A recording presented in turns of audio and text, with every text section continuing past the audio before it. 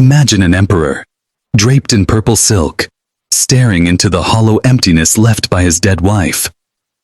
Imagine grief so twisted it becomes cruelty and love so possessive it destroys what it claims to adore. This is the story of Nero, the Roman emperor, and Sporus, the young boy he had castrated, dressed as a woman, and forced to become the living shadow of his beloved, dead wife, Poppaea Sabina.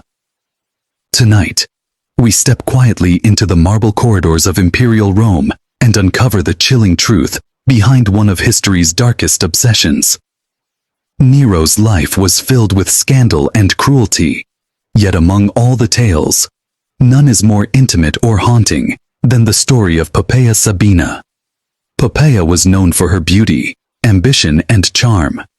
Nero loved her passionately, some say obsessively. But love, in Nero's world, was dangerous. One night in AD 65, during her pregnancy, Nero, in a fit of rage or drunken anger, is said to have kicked Poppaea in the stomach, leading to her death and the death of their unborn child. Ancient historians like Tacitus and Suetonius record this act as the moment that twisted grief into madness. Stricken with remorse, Nero mourned deeply. But his mourning was anything but ordinary. Somewhere in the depths of imperial Rome, his gaze fell upon a young boy named Sporus. According to ancient accounts, Sporus was remarkably beautiful. His delicate features and demeanor reminded Nero painfully of Poppaea, and in Nero's mind a terrible idea began to form. To bring Poppaea back not in memory, but in flesh. Sporus was castrated, forcibly deprived of what made him a boy. Nero dressed him in fine silk and jewels, adorned him with the empress's clothes, and even gave him the same name that Poppaea had, Sabina.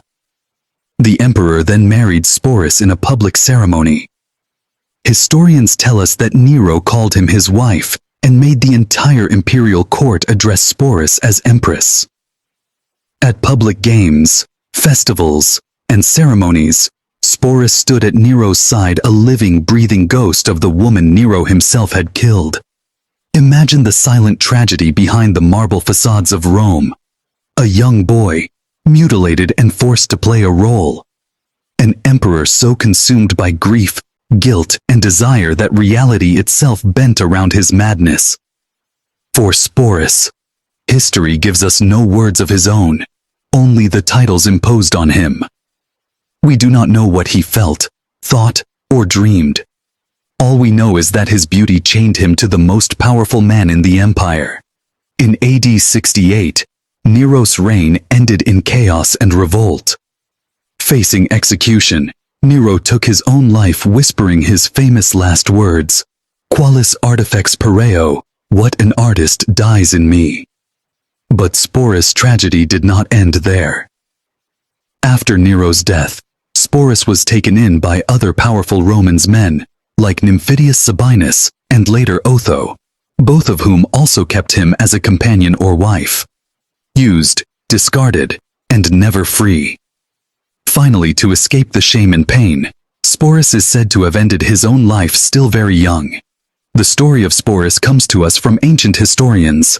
Suetonius wrote in the Lives of the 12 Caesars, he, Nero, had him, Sporus, castrated and attempted to make a woman of him, calling him by the name of his former wife and treating him as such. Cassius Dio adds, Nero actually married Sporus, just as one would a woman, with all the customary ceremonies. And Tacitus too, in his annals, refers to Sporus being arrayed in the imperial robes and brought forth in public.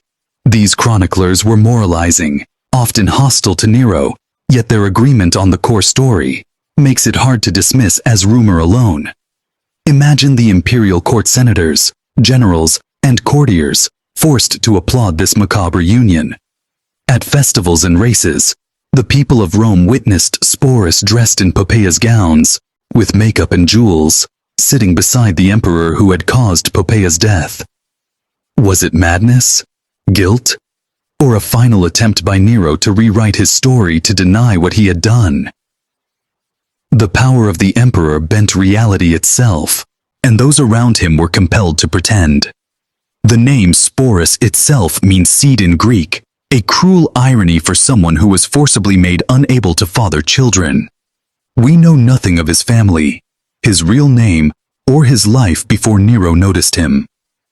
He was perhaps 14 or 15 years old when he was castrated, though sources do not record his exact age. For the rest of his brief life, Sporus would never be allowed to be himself. He became an actor in someone else's tragedy. Beyond the shocking scandal lies a quieter, more human horror.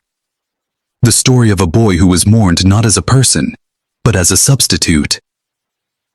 Of a woman, Poppaea, whose death was so unbearable to the emperor that he destroyed another life trying to keep her memory alive. And of a city, Rome, forced to watch and pretend it was normal. Sporus. After Nero's death. After Nero's suicide in AD 68, Rome plunged into chaos. Sporus was claimed first by Nymphidius Sabinus, the commander of the Praetorian Guard, who took Sporus as his own consort, again calling him empress. Later, Otho, who had also been married to Poppaea Sabina before Nero, took Sporus into his household. The pattern repeated.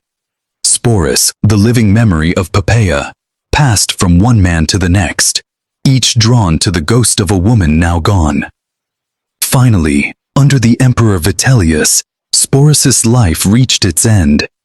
Ancient writers say Vitellius intended to force Sporus to appear in a public spectacle, a play recreating the myth of Proserpina's rape and descent into the underworld. Faced with humiliation so complete that even death was preferable, Sporus took his own life. Still young, perhaps not yet 20. And so, the boy who had been turned into an empress died alone, leaving only a few bitter lines in ancient histories. Rome moved on. Emperors rose and fell. Palaces crumbled.